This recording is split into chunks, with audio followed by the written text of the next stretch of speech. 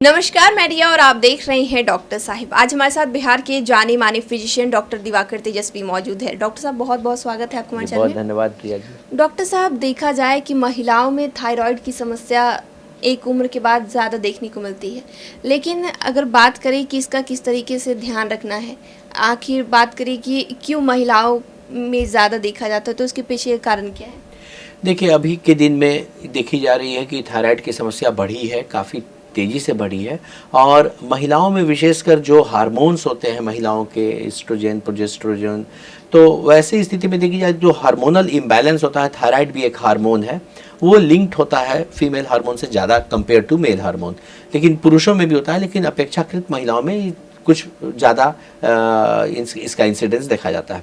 इसके कारण में जो देखे जाते थे उसमें आयोडीन की कमी के कारण से भी ज़्यादा होता था।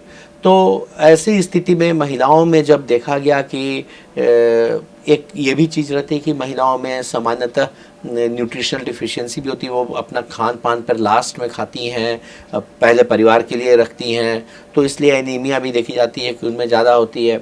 और विभिन्न न्यूट्रिशनल डिफिशियंसी के कारण से उसमें आयोडीन की डिफिशियंसी भी ज़्यादा देखी जाती है, उस कारण से भी महिलाओं में ज़्यादा होता है। लेकिन इसे कंट्रोल पर रखना बहुत आवश्यक होता है, क्योंकि इससे रिलेटेड अन्य हार्मोन्स भी इफेक्टेड होते हैं और महिलाओं में चूँकि ये ज़्यादा देखी जा रही है। और अगर थायराइड हार्मोन की कमी होती है तो वो अन्य हार्मोन्स पर भी प्रभाव डालता है। और ये भी देखा गया है कि महिलाओं में इनफर्टिलिटी का, बांझपन का एक कारण बहुत ज़्यादा अगर थायराइड बढ़ा रहता है हार्मोन, तो फिर वो भी असर करता है रिप्रोडक्टिव हार्मोन्स पर।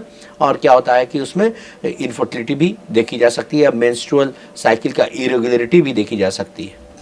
तो जैसे कि अगर कोई महिला थायराइड की दवा चला रही है, तो क्या उसे उम्र भर चलाने की ज़रूरत होती है?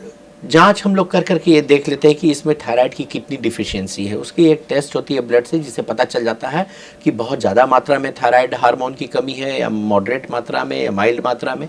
उसी हिसाब से थायराइड की जो दवाई होती है लेवोथायरॉक्सिन, वो बहुत सस्ती सब्सिडाइज दवाई होती है, और जिसमें हर एक टाइट्रेशन होता है, 12.5 पावर से लेके 25, 37.5, 50, 62.5, 75, 88, सारी पावर उसमें आती है, एकदम हल्के हल्के पावर के अंतराल पर।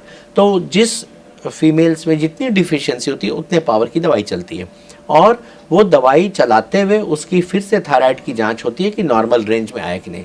जब तक वो नॉर्मल रेंज में रहता है थायराइड हार्मोन की मात्रा, तब तक वो सेम पावर की दवाई चलती रहनी चाहिए, चाहे वो आजीवन न हो। लेकिन फिर भी अगर बाद में टेस्ट कराते हैं, अगर उस दवाई के बाद भी थायराइड की डिफिशियंसी और बढ़ी भी दिखती है, तो उसकी मात्रा बढ़ाने की आवश्यकता पड़ सकती है।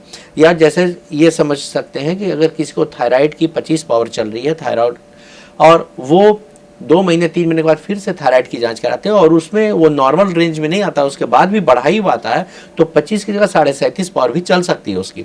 लेकिन अगर 1-2-3 महीने के बाद दवाई चलने के बाद उसका रेंज कम जाता है, लोअर बॉर्डर से कम हो जाता है, तो उसकी मात्रा घटाने की आवश्यकता भी पड़ सकती है। थायराइड हार्मोन जो दवाइयाँ चल रही हैं 12.5 हो सकती है 25 की जगह। तो डिपेंड करता है कि दवाई चलने के बाद आपके थायराइड हार्मोन नॉर्मल लेवल पर रेंज में आ गए हैं कि नहीं शरीर में।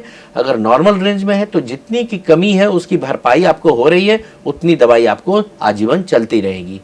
डॉक्टर साहब, आपने बताया कि पावर की अलग अलग तरह की पावर की दवाइयाँ आती है।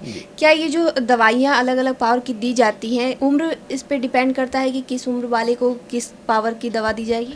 सामान्यतः जो पावर डिसाइड किया जाता है वो TSH का लेवल पर डिसाइड किया जाता है।